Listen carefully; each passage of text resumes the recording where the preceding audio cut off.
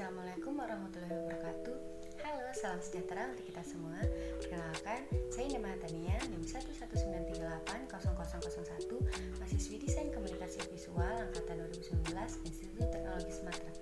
Pada tugas manajemen desain kali ini, saya akan menjelaskan beberapa rencana saya dalam membangun usaha di bidang kreatif. Tanpa basa-basi, langsung saja kita ke materi. Pada tugas kali ini, saya disuruh membayangkan atau merencanakan jika ada seorang investor yang mempercayai saya untuk membangun sebuah bisnis sesuai dengan bidang keahlian saya. Nah, di sini saya akan menarik contoh dalam bidang fotografi dan saya akan dibekali modal dengan kapital sebesar 10 juta rupiah. Nah, dalam uang 10 juta rupiah tersebut akan saya gunakan untuk membeli peralatan-peralatan dasar dalam fotografi. Yang pertama seperti kamera, lalu ada lighting atau flash, lalu juga lensa dan perintilan-perintilan tali atau tas mungkin akan saya untuk agar saya dapat mumpuni melakukan pekerjaan fotografi saya tersebut. Lalu saya akan melakukan visi misi tentunya, dan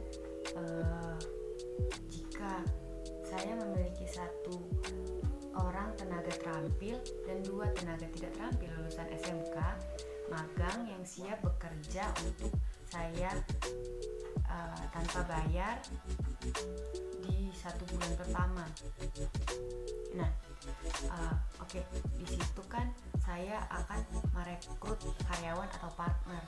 Nah, yang pertama, 1 orang tenaga terampil akan saya masukkan ke kreatif, dan juga 2 orang yang tidak terampil lulusan SMK akan saya latih dalam skill yang mendasar seperti skill manajemen, skill marketing, dan yang lainnya.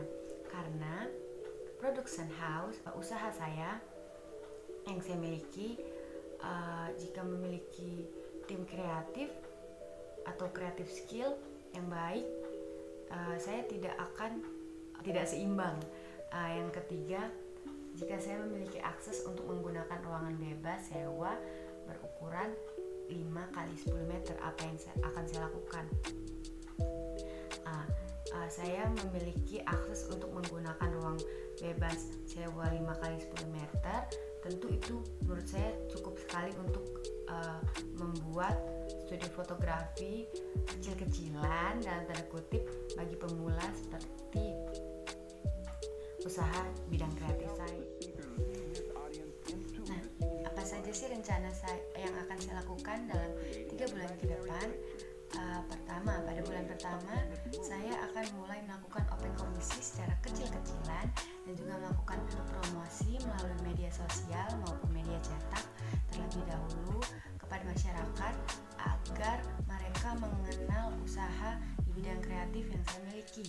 Nah, pada bulan kedua, jika studio fotografi yang mulai dikenal oleh masyarakat, saya akan mengajak kerjasama dengan model-model yang terkenal sebagai timbal balik agar masyarakat bisa melihat kinerja saya dan tim saya dan melakukan secara profesional, sehingga masyarakat tidak ragu untuk melakukan komisi kepada saya.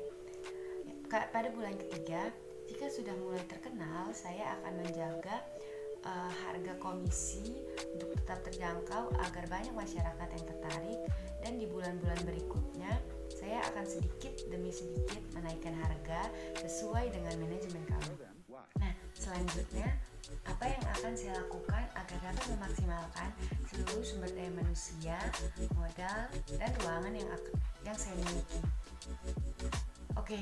Yang saya lakukan dalam memaksimalkan sumber daya manusia, modal, dan ruangan yaitu yang pertama dalam memaksimalkan sumber daya manusia saya. Saya akan melakukan pelatihan pada tiap divisi mereka masing-masing.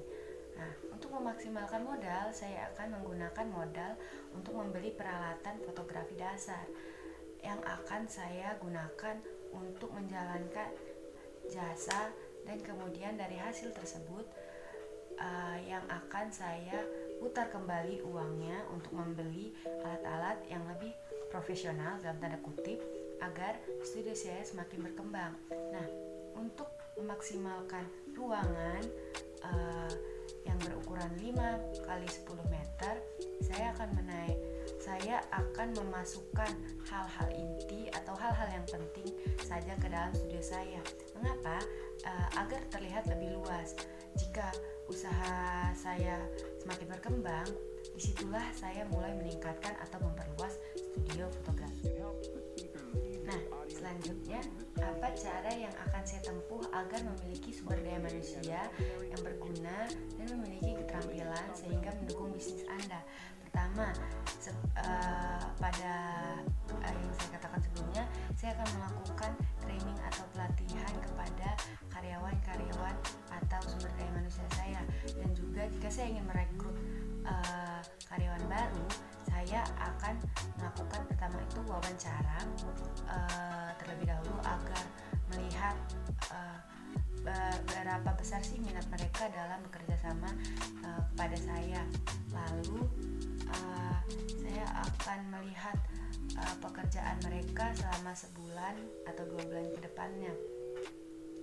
Selanjutnya, dari situlah saya akan menentukan bagaimana sih kinerja mereka. Oke, selanjutnya bagaimana cara saya agar dapat menemukan partner atau karyawan yang baik. Nah, pada pertanyaan kali ini, bagaimana caranya? Pertama-tama saya akan membuka lowongan pekerjaan dan saya akan melihat minat orang tersebut, benar tidak sih mereka itu tertarik dalam pekerjaan saya atau hanya menjadikan pekerjaan itu sebagai batu loncatan mereka. Karena yang saya butuhkan itu orang yang ingin bekerja sama dengan saya tetap untuk membangun usaha di bidang kreatif ini. Jika hanya untuk main-main ataupun hanya sekadar menjadi batu loncatan, maka saya tidak menerimanya. Oke, lalu apa strategi saya agar minimal produk saya diketahui oleh setidaknya 10.000 orang dalam waktu sebulan?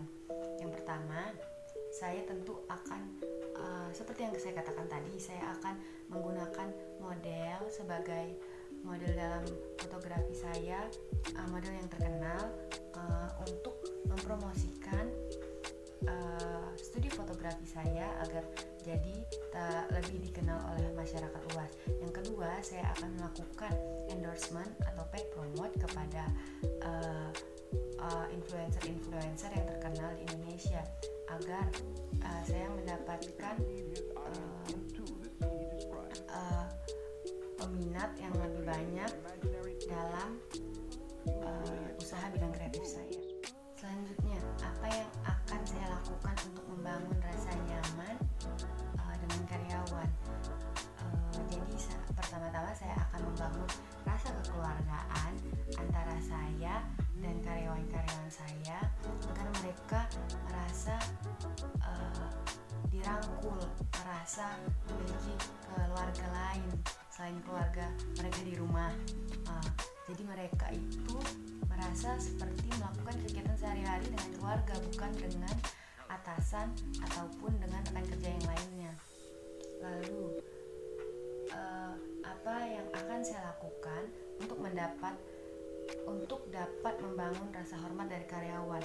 Nah, dalam membangun rasa hormat dari karyawan itu akan saya lakukan saat training atau pelatihan yang sebelumnya saya telah katakan.